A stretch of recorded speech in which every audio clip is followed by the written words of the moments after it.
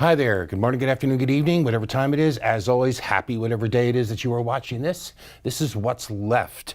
I'm your host. My name's Larry Erickson, and for the next half hour or so, not quite half hour, I'm going to be talking about a couple of things that I hope you'll find interesting enough to stay with us for that time.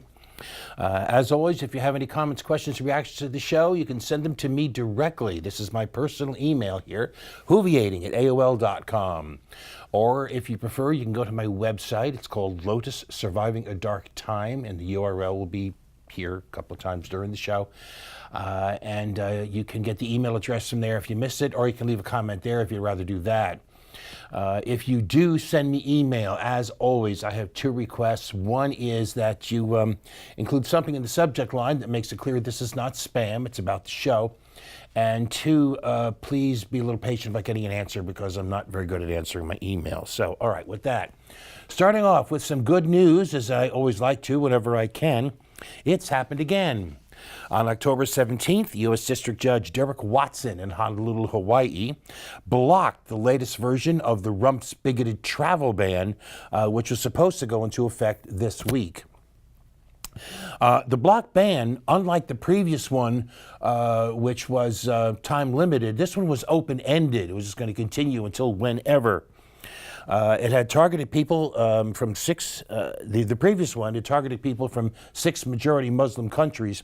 This one targeted people from Libya, Iran, Syria, Yemen, Somalia, Chad, and North Korea, as well as certain government officials from Venezuela. Now, it's suspected in some quarters that the shift in the list of countries, particularly the inclusion of North Korea and some people from Venezuela, was done in order to try to fool the courts into accepting the idea that this actually had nothing to do with barring Muslims. If that was so, in the case of Judge Watson, it didn't work. Now, Watson, who also ruled against the previous travel ban, said the new ban, and I'm quoting him here, suffers from precisely the same maladies as its predecessor. It lacks sufficient findings that the entry of more than 150 million nationals from 6 specified countries should be detrimental to the interests of the United States. And so he said that means it violates federal immigration law. Now, this whole thing still has to make its way through the courts, but the fact is we are off to a good news start on it. But by the way, as sort of a sidebar to this, we have another example of how we are failed by the mainstream media on a closely related issue. The Supreme Court recently dismissed a suit about the previous travel ban on the grounds that by the time that they were going to consider it, the time frame for that ban had elapsed. The ban was no longer in effect, and so the case was moot. There was nothing to decide. Now, despite the fact that the matter was dropped because the court said it was moot, most headlines kept describing it as the court, not that the court found that the case was moot, but that the case was dismissed. In fact, several headlines actually referred to it as a win for Trump. All right, anyway, getting back to the good news, this comes under the heading of feel-good news, actually. Philando Castile was the unarmed man shot and killed by a cop in July 2016 after being pulled over for a supposedly broken taillight.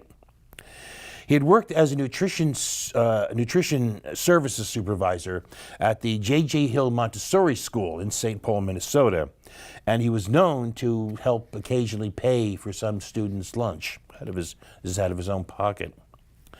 So some folks started a fund to try to provide money for students to make sure that they could pay for lunch. Their goal was to raise $5,000.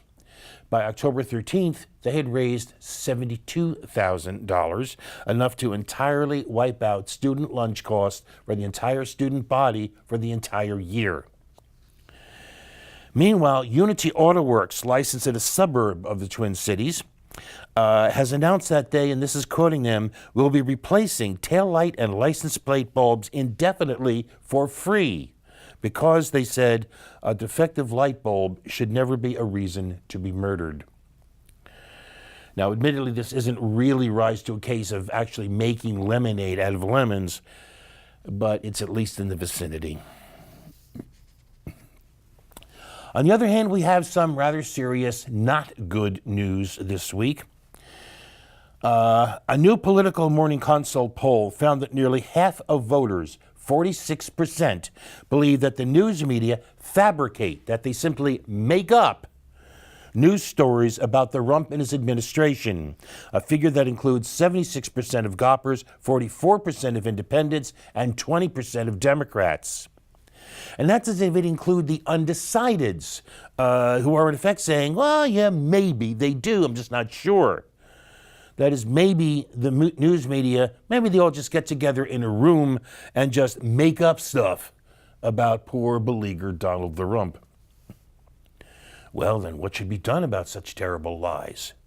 According to a poll from The Economist from August, those media should be punished.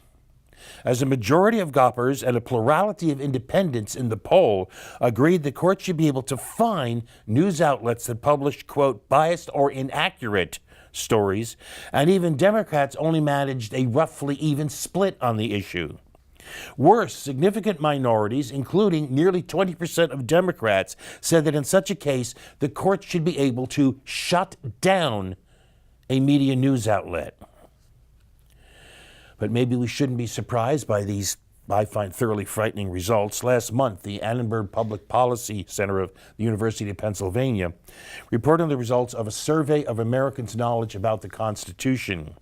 Among the results they found was that 53% incorrectly think that undocumented immigrants have no rights under the Constitution. 37% can't name any of the rights guaranteed under the First Amendment, and only 3% can name all five, which, in case you've forgotten, are speech, religion, press, assembly, and petition. And only 26% can actually even name all three branches of the federal government. So, everybody go out and get a copy of Escape from Freedom by Erich Fromm and read it. Not good news, really, really depressing good news is more like it. And with that, believe it or not, we're taking a break.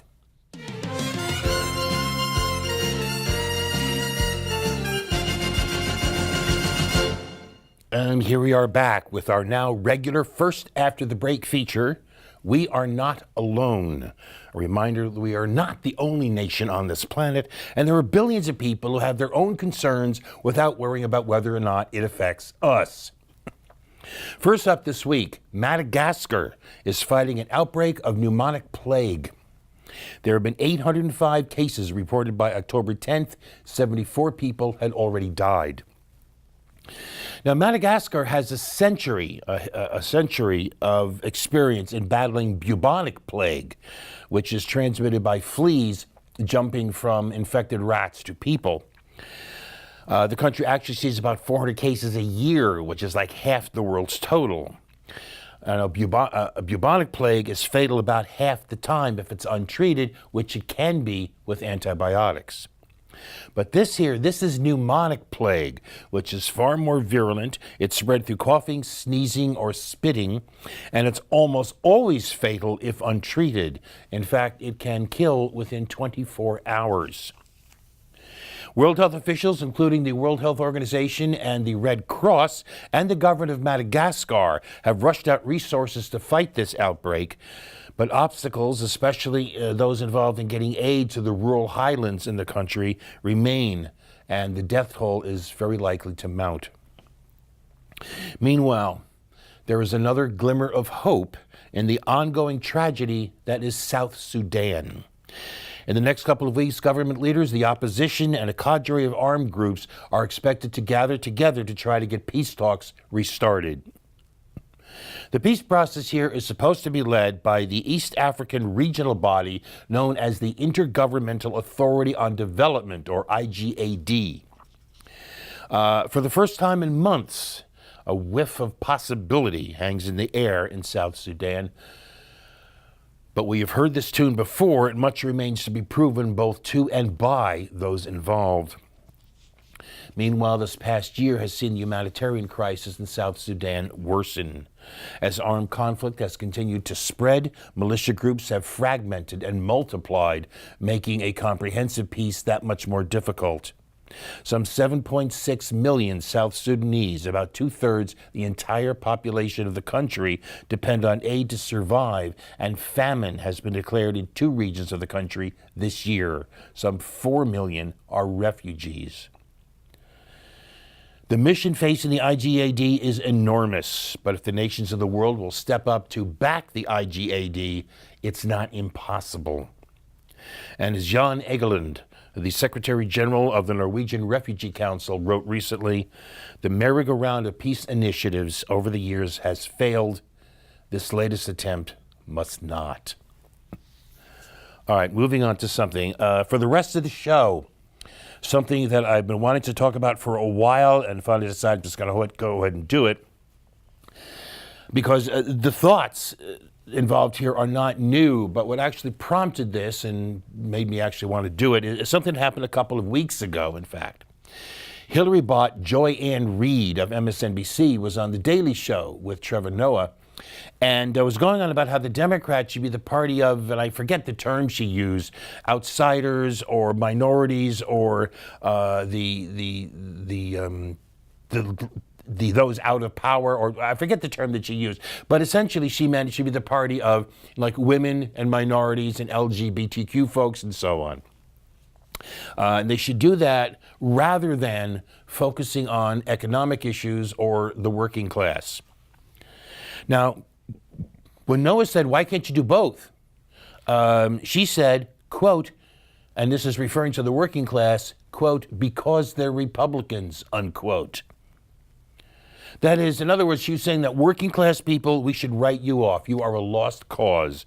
We don't care about you, and we shouldn't waste any time on you. Now, she's far from the first person to say this, and she certainly was not the last person to say this, and it was often enough done with sort of an undercurrent of, our time is coming, soon we will outnumber you. And at this point, it's important to note that when people talk about the working class, they're really talking about, and generally they just specifically say they are talking about the white working class, with the emphasis on white rather than on working class. The thing is, the white working class, according to Census Bureau figures and using the Bureau's own definition of working class, the white working class makes up 42% of the entire population of the United States.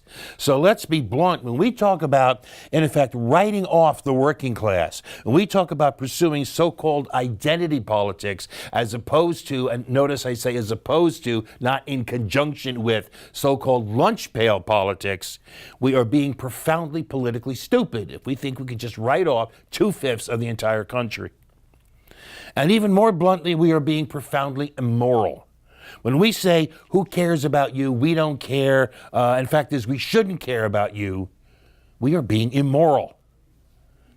The thing is, this kind of thing about dismissing the white working class as politically is usually justified by saying that it was the white working class that put the rump over the top in the presidency, which actually it wasn't. It was more upper class whites that did that, but never mind. This is the argument that's being made, that the white working class is, as one writer put it, allergic to voting for Democrats.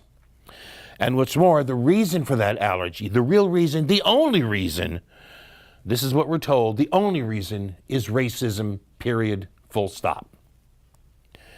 Now, frankly, that is narrow-minded, insensitive, and even cruel. So what I'm going to do here is have some words of sympathy, of understanding for the white working class. Right at the top, I have to note, we've been through this before. We've had this discussion before. Consider the angry white male of the mid-1990s, the Tea Party of 2008, 2010 period. It's absurd to say that Trump won because of bigotry and no other factors were involved, unless you are making the ridiculous assertion that this racism suddenly appeared out of nowhere in 2016. The racism has always been there. It's always been there. And the thing is, despite even the rise in hate crimes, despite the increase in overt bigotry, we as a people, or whites, if you want to put it that way, are no more racist than before. It's just more acceptable now to show and express that racism. And then you have the question that was why? If the racism has always been there, why is it more acceptable now? And it can't simply be because the Rumps started this campaign by calling Mexicans rapists. Because that kind of attitude would not have had the impact on what became his base unless it resonated with them in a way that it would not have before. So as part of an explanation of why, we can look back to 2008. Do you remember when Barack Obama was attacked during the campaign for referring to people in western Pennsylvania as clinging to their guns and their religion? Now, the point was clumsily expressed and deserved a fuller explanation, but the point he was making was entirely valid. The people in the area were suffering from economic dislocations. Jobs are disappearing, and the sort of stable communities on which those people had depended on for generations were disappearing along with them. So, of course, they clung to their guns and their religion. When you are under pressure, constantly stressed, when the things that you felt that you have counted on seem to be slipping away, you are going to cling ever more tightly to those things you still have, those things you think you can still control. It's a natural, normal, entirely human reaction to stress. And let's be clear here, and this is important because we have to remember this. Those of the white working class are not without legitimate economic grievances. Their hopes are shrinking, their dreams for their family and their children are fading. They keep working harder and getting less for it, or they are in short losing ground, or at least like Alice, they are running as fast as they can just to stay in the same place. And this has been going on for decades. Robert Reich said this recently, I'm quoting him, look at the past 44 years, 1972 to 2016. The average typical American family is actually, adjusted for inflation, making less today than they were in 1972. In other words, he's saying, we have been working for 44 years to get exactly nowhere. Now, that white working class, they're not the only ones affected. That's true. That's absolutely true.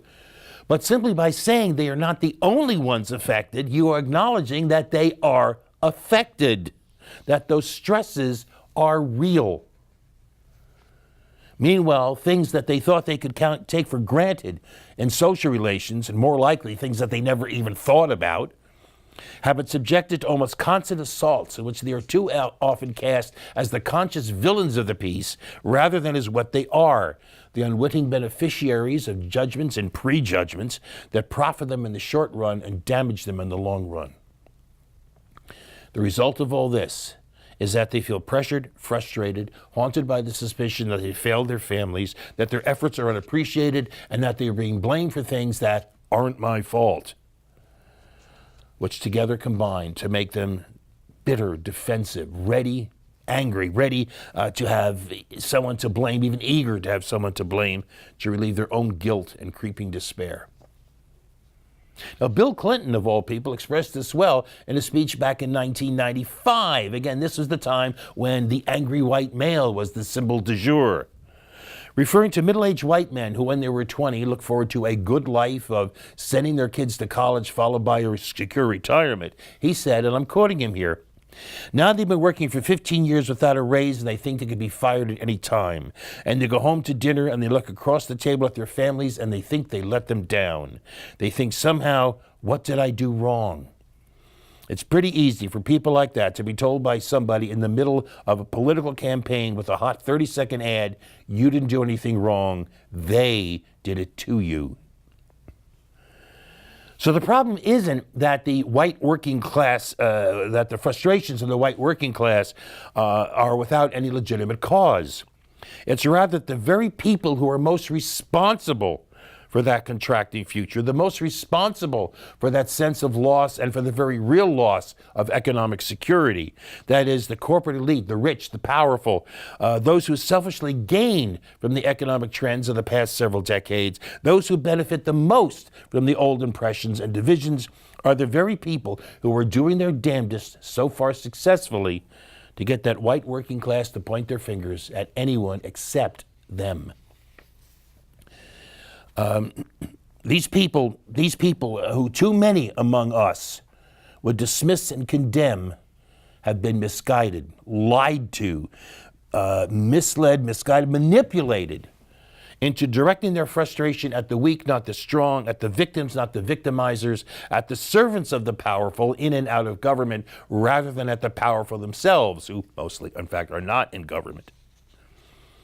The sad fact is, it's always easier to blame those weaker than yourself for reasons that are both sociological and psychological. In a foot race, for example, you may envy those in front of you, especially if you see them pulling away, but it's the people who are gaining on you from behind that make you feel a threat to your position. Meanwhile, challenging the legitimacy of the position of the leaders in the race would require a rethink as to how the structure of the race is viewed. In other words, blaming the poor, blaming undocumented immigrants, blaming blacks, blaming affirmative action, none of that requires anything more than calling names. Blaming the rich requires rethinking the nature of society. Which of those is more likely to be seized on by lost people who have been manipulated into feeling that their world no longer makes sense? The thing is, social changes can cause confusion and resentment, but you get over it, you adjust, you move on, and very often the next generation isn't sure what all the fuss was about. Economic recessions, even depressions, cause genuine hardship, but you hunker down, you survive, and expect, and what I maintain is the real American dream, you expect that at the end of it all, your kids will be a little bit better off than you were. Instead, we have seen an unrelenting stagnation in personal income that has come to look as though it has no end, that this is no slump or downturn that will eventually reverse itself, but rather this is the way it is and the way it's going to be, that it's not going to change, that work gets you nowhere, and more work gets you more nowhere.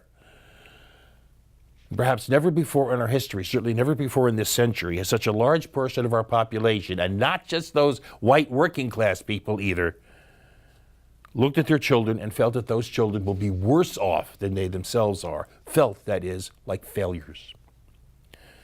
Now, what has all this done to that white working class? It's made them a little colder, a little harder, a little more inured to others' sufferings, and a lot angrier.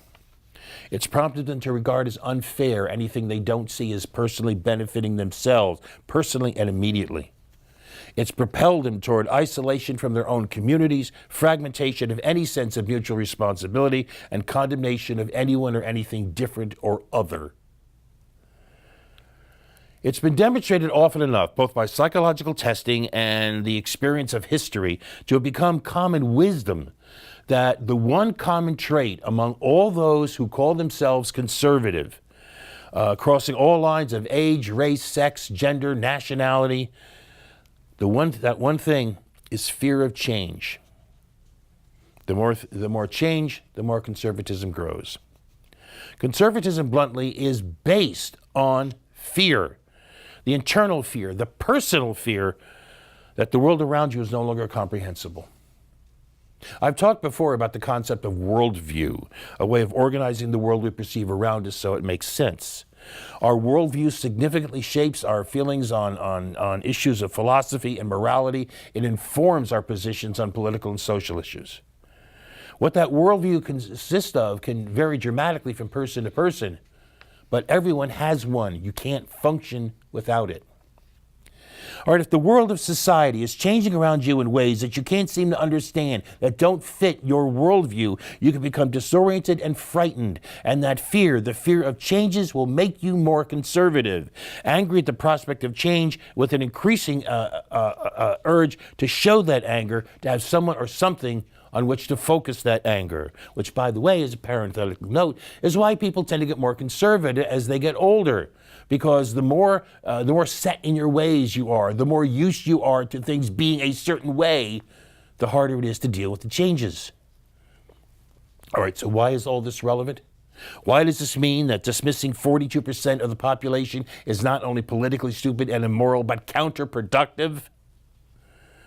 Because people who feel economically secure can accept more change, can deal with, can adapt to changes to a degree that people who don't have that security can't.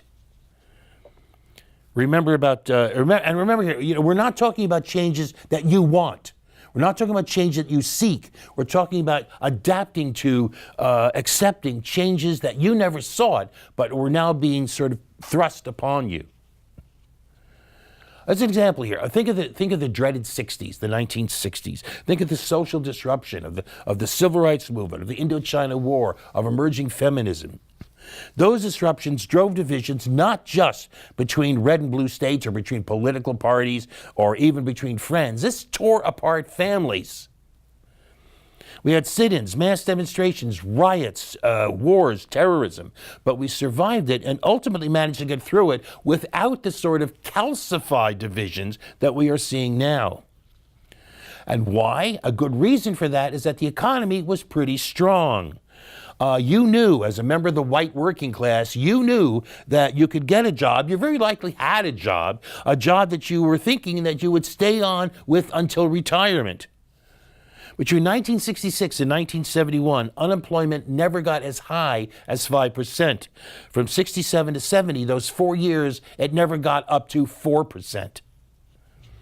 Because people felt that security in their economic life, they were better able to handle the changes in the society around them. So again, the racism has always been there. The difference is now that it's being justified, it's being legitimized, it's being exploited.